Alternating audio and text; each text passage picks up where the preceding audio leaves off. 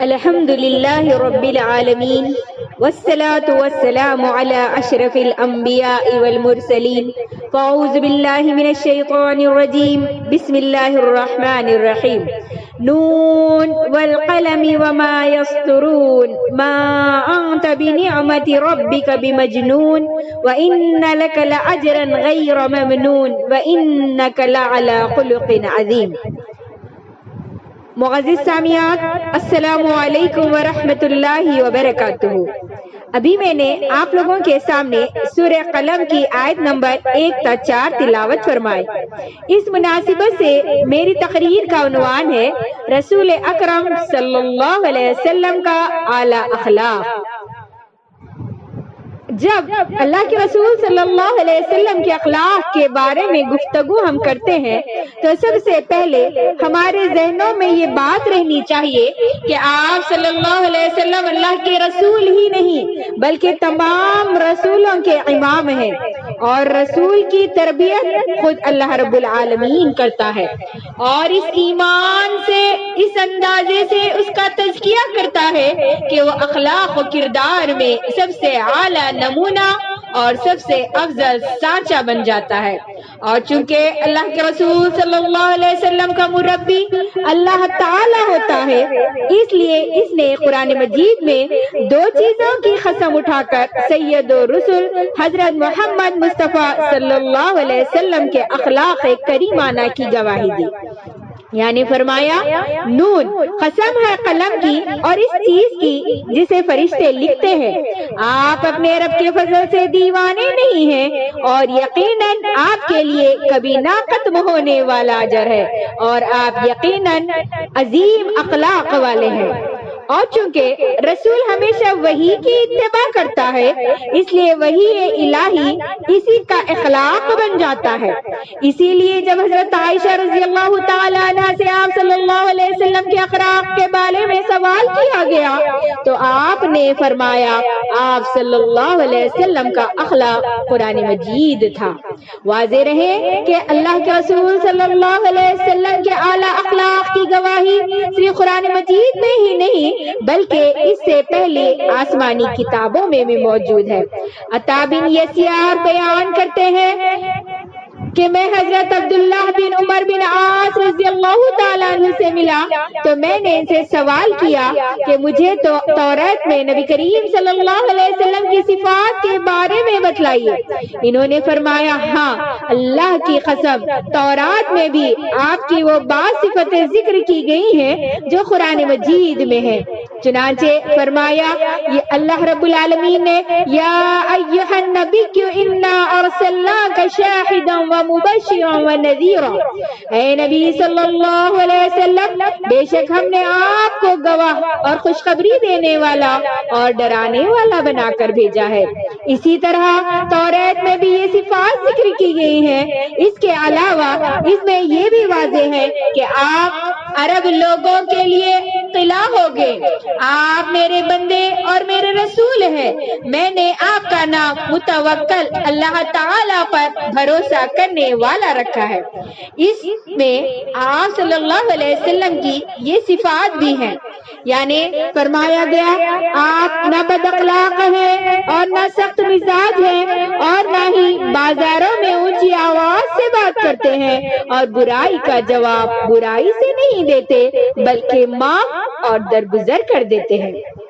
نبی کریم صلی اللہ علیہ وسلم کے اعلیٰ اخلاق کے بارے میں قرآن کریم اور تورات کی شہادت کے بعد اب آئیے اسی کے متعلق کچھ اور شہادتیں بھی میں اور آپ سماعت فرمائیں. حضرت خدیجہ رضی اللہ تعالی عنہا کی شہادت، یعنی جب نبی کریم صلی اللہ علیہ وسلم پر پہلی وحی نازل ہوئی اور آپ نہایت پریشانی کے عالم میں اپنے گھر میں پہنچے، حتیٰ کہ آپ نے فرمایا کہ مجھے تو اپنی جان کا بھی خطرہ ہے، تو حضرت خدیجہ رضی اللہ تعالی عنہا نے آپ صلی اللہ علیہ وسلم کو تسلی دیتے ہوئے یوں فرمایا ہرگز نہیں، آپ کو تو بشارت ہو، اللہ کی قسم اللہ تعالیٰ آپ کو کبھی رسوا نہیں کرے گا، کبھی ضائع نہیں کرے گا. اللہ کی قسم آپ تو صلہ رحمی کرتے ہیں، آپ تو سچ بولتے ہیں، لوگوں کا بوجھ برداشت کرتے ہیں، تہی دست کو دیتے ہیں، عطا کرتے ہیں اور مہمان نواز ہیں، حتیٰ کہ واقعات میں مدد بھی کرتے ہیں۔ کفار قریش کی گواہی بھی دیکھ لیں کہ نبوت ملنے سے پہلے اللہ کے رسول صلی اللہ علیہ وسلم لوگوں میں صادق الامین کے لقب سے مشہور تھے، یعنی وہ اس بات کے متعارف تھے کہ آپ صلی اللہ علیہ وسلم ہمیشہ سچ بولتے ہیں اور امانت میں خیانت نہیں کرتے۔ پھر نبوت ملنے کے بعد جب آپ صلی اللہ علیہ وسلم پر یہ آیت نازل ہوئی وَأَنذِرْ عَشِيرَتَكَ الْأَقْرَبِينَ، تو آپ صلی اللہ علیہ وسلم نے صفا پہاڑی پر چڑھ کر قریش کو پکارا۔ جب وہ آپ کے پاس پہنچ گئے تو آپ صلی اللہ علیہ وسلم نے فرمایا، اگر میں تمہیں اس بات کی خبر دوں کہ اس پہاڑ کے پیچھے سے گھوڑ سواروں کی ایک فوج تم پر حملہ کرنے والی ہے تو کیا تم میری بات کی تصدیق کرو گے؟ سب نے ایک آواز ہو کر کہا تھا، ہم نے آپ کو ہمیشہ سچ بولتے ہوئے پایا ہے۔ اور صلح حدیبیہ کے دوران جب نبی کریم صلی اللہ علیہ وسلم نے بادشاہ روم یعنی ہرقل کو ایک خط بھیجا جس میں سے اسلام قبول کرنے کی طرف دعوت دی گئی، تو اس وقت قریش کا ایک قافلہ جس کا سربراہ ابو سفیان بن حرب تھا روم میں تھا۔ ہرقل نے اللہ کے رسول صلی اللہ علیہ وسلم کا خط پڑھنے سے پہلے ابو سفیان اور ان کے قافلے میں دیگر لوگوں کو اپنے دربار میں بلایا اور ان سے نبی کریم صلی اللہ علیہ وسلم کے بارے میں چند سوالات کیے۔ ابو سفیان بن حرب اس وقت تک مسلمان نہ تھے، لیکن انہوں نے ہرقل کو دیانت داری کے ساتھ جواب دیا۔ اس کے سوالات میں سے ایک سوال یہ تھا، کیا نبوت کا دعویٰ کرنے سے پہلے کبھی تم نے محمد صلی اللہ علیہ وسلم پر جھوٹ کی تہمت لگائی تھی؟ ابو سفیان نے کہا نہیں۔ اس نے کہا وہ تمہیں کس بات کا حکم دیتے ہیں؟ تو ابو سفیان نے کہا وہ ہمیں حکم دیتے ہیں تم اکیلے اللہ رب العالمین کی عبادت کرو اور اس کے ساتھ کسی کو شریک مت بناؤ، اور تم اپنے آبا و اجداد کی باتوں کو چھوڑ دو۔ نیز وہ ہمیں نماز پڑھنے، سچ بولنے، پاک دامن رہنے اور صلہ رحمی کا بھی حکم دیتے ہیں۔ ہرقل نے تمام سوالات کے جوابات سننے کے بعد ان کی توجیہات بھی بیان کی۔ چنانچہ اس نے کہا تم نے یہ جو کہا کہ وہ نبوت کا دعویٰ کرنے سے پہلے جھوٹ نہیں بولتے تھے، تو مجھے یقین ہے کہ جب وہ لوگوں پر جھوٹ نہیں کرتے تو اللہ پر بھی وہ جھوٹ نہیں کر سکتے۔ اور تم نے جو کہا کہ وہ تمہیں اکیلے اللہ تعالیٰ کی عبادت کرنے کا حکم دیتے ہیں اور اس کا شریک بنانے سے منع کرتے ہیں، وہ تمہیں نماز پڑھنے، سچ بولنے، پاک دامنی اختیار کرنے اور صلہ رحمی کا حکم دیتے ہیں، تو تم نے جو کچھ کہا ہے اگر یہ برحق ہے تو عنقریب وہ میرے اس تخت بادشاہت کے بھی مالک بن جائیں گے۔ اور مجھے یقین تھا کہ وہ تشریف لانے والے ہیں، لیکن میں نہیں سمجھتا تھا کہ وہ تم میں سے ہوں گے۔ پس اگر مجھے یقین ہوتا کہ میں آپ تک پہنچ سکوں گا تو میں ضرور آپ سے ملنے کی کوشش کرتا، اور اگر میں آپ کے پاس پہنچ جاتا تو آپ کے قدم دھوتا۔ اسی طرح ہم دیکھیں کہ نبی کریم صلی اللہ علیہ وسلم کی خدمت میں ایک آدمی حاضر ہوا تو لوگ میری تعریف کرنے اور میرا ذکر کرنے لگے۔ اللہ کے رسول نے فرمایا وَأَنَا أَعْلَمُكُم بِهِ، میں اسے تم سے زیادہ جانتا ہوں۔ میں نے کہا میرے ماں باپ آپ پر قربان ہو، آپ نے بالکل سچ فرمایا، آپ جاہلیت میں میرے ساتھ کاروبار میں شریک تھے، بس آپ بہت اچھے شریک تھے، آپ میری مخالفت نہیں کرتے تھے اور نہ ہی مجھ سے جھگڑا کرتے تھے۔ امام خطابی اس حدیث کی شرح میں لکھتے ہیں کہ صاحب رضی اللہ تعالیٰ عنہ معاملات میں آسانی اور آپ صلی اللہ علیہ وسلم کے اعلیٰ اخلاق کو بیان کر رہے ہیں۔ آئیے دیکھتے ہیں حضرت عبداللہ بن سلام رضی اللہ تعالی عنہ کی گواہی۔ نبی کریم صلی اللہ علیہ وسلم جب ہجرت کر کے مدینہ منورہ تشریف لائے تو حضرت عبداللہ بن سلام رضی اللہ تعالی عنہ کے بیان کے مطابق آپ صلی اللہ علیہ وسلم لوگوں کو ارشاد فرما رہے تھے، تم سلام کو پھیلاؤ، کھانا کھلاؤ، رشتہ داروں سے خوشگوار تعلقات قائم کرو اور رات کو اس وقت نماز پڑھا کرو جب لوگ سوئے ہوئے ہو، اس طرح تم سلامتی کے ساتھ جنت میں داخل ہو جاؤ۔ حضرت انس رضی اللہ تعالیٰ عنہ کی بھی گواہی ہم دیکھ لیں کہ حضرت انس رضی اللہ تعالیٰ عنہ جو عرصہ 10 سال نبی کریم صلی اللہ علیہ وسلم کی خدمت کرتے رہے، وہ بیان کرتے ہیں کہ نبی کریم صلی اللہ علیہ وسلم نہ برا بھلا کہتے تھے، نہ بےہودہ گفتگو کرتے تھے اور نہ لعنت بھیجتے تھے، اور آپ صلی اللہ علیہ وسلم ہم میں سے کسی کو ڈانٹنا چاہتے تو زیادہ سے زیادہ یہی فرماتے، اسے کیا ہو گیا ہے، اس کی پیشانی خاک آلود ہو۔ اس طرح وہ بیان کرتے ہیں کہ اللہ کے رسول صلی اللہ علیہ وسلم لوگوں میں سب سے اچھے اخلاق کے حامل تھے۔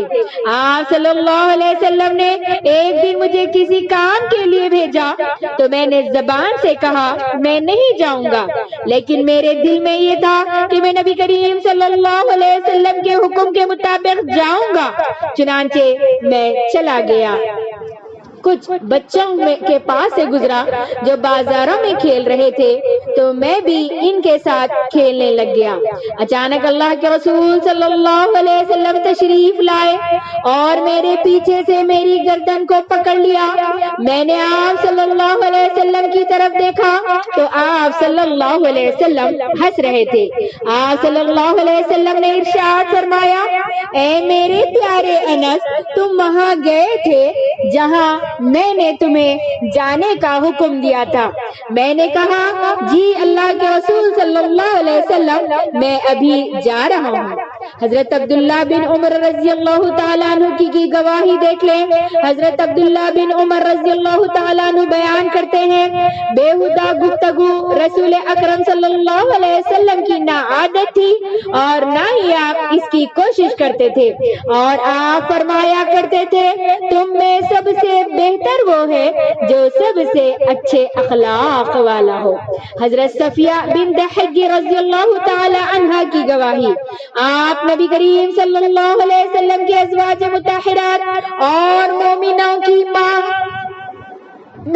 میں سے ہیں، ایک ہیں۔ آپ فرماتی ہیں کہ میں نے اللہ کے رسول صلی اللہ علیہ وسلم سے زیادہ اچھے اخلاق والا کوئی نہیں دیکھا۔ قرآن مجید اور توریت کی شہادت کے علاوہ ہم نے جو مختلف لوگوں کی شہادتیں ذکر کی ہیں، ان میں آپ صلی اللہ علیہ وسلم کے ماننے والے بھی ہیں اور آپ صلی اللہ علیہ وسلم کے دشمن بھی ہیں، ان میں آپ کے گھر والے بھی ہیں اور خادم بھی ہیں۔ گویا اپنوں اور غیروں سب نے یہ گواہی دی کہ حضرت محمد مصطفیٰ صلی اللہ علیہ وسلم اخلاق حسنہ کے اعلیٰ منصب پر فائز ہیں۔ نبی کریم صلی اللہ علیہ وسلم کے اعلیٰ اخلاق کے بعض پہلو، جود و سخاوت دیکھیں آپ صلی اللہ علیہ وسلم کی۔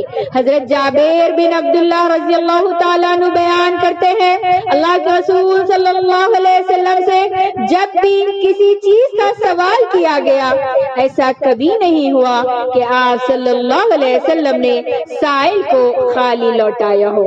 حضرت انس رضی اللہ تعالیٰ عنہ بیان کرتے ہیں، نبی کریم صلی اللہ علیہ وسلم سے اسلام قبول کرنے کی شرط پر جس چیز کا بھی سوال کیا جاتا، آپ صلی اللہ علیہ وسلم اسے عطا کر دیتے۔ حتیٰ کہ ایک شخص آپ صلی اللہ علیہ وسلم کے پاس آیا تو آپ صلی اللہ علیہ وسلم نے اسے اتنی زیادہ بکریاں عطا کی کہ وہ جو دو پہاڑوں کے درمیان خالی جگہ کو بھر سکتی ہیں۔ جب وہ اپنی قوم کی طرف واپس لوٹا تو اس نے کہا اے میری قوم تم سب کے سب اسلام قبول کر لو کیونکہ محمد صلی اللہ علیہ وسلم تو اتنا عطا کرتے ہیں کہ جسے پھر فقر و فاقہ کا اندیشہ ہی یعنی ڈر باقی نہ رہتا۔ اسی طرح ان کا بیان ہے کہ اللہ کے رسول صلی اللہ علیہ وسلم سے جس چیز کا سوال کیا جاتا آپ صلی اللہ علیہ وسلم وہ عطا کر دیتے یا پھر خاموش ہو جاتے۔ صحیح مسلم میں ابن شہاب الزہری سے مروی ہے کہ اللہ کے رسول صلی اللہ علیہ وسلم فتح مکے کے بعد اپنے ساتھی مسلمانوں کے ہمراہ حنین میں پہنچے جہاں کفار سے جنگ ہوئی تو اللہ رب العالمین نے اپنے دین اور مسلمانوں کو غلبہ نصیب فرمایا۔ اس دن آپ صلی اللہ علیہ وسلم نے صفوان بن امیہ کو 100 چوپائے جانور دیے، پھر 100 دیے اور پھر 100 دیے، یعنی 300 عطا کیے۔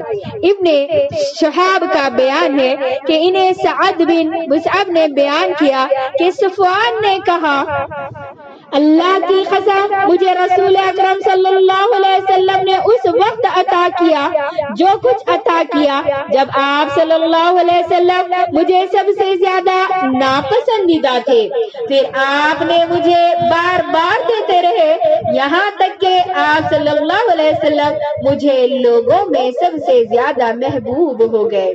حضرت سہل بن سعد رضی اللہ تعالیٰ عنہ بیان کرتے ہیں کہ ایک عورت نبی کریم صلی اللہ علیہ وسلم کے پاس ایک چادر لے کر آئی اور کہا اے اللہ کے رسول یہ آپ کے پہننے کے لیے ہے۔ آپ صلی اللہ علیہ وسلم نے اسے قبول کر لیا اور چونکہ آپ کو اس کی ضرورت بھی تھی اس لیے آپ نے اسے فوراً پہن لیا۔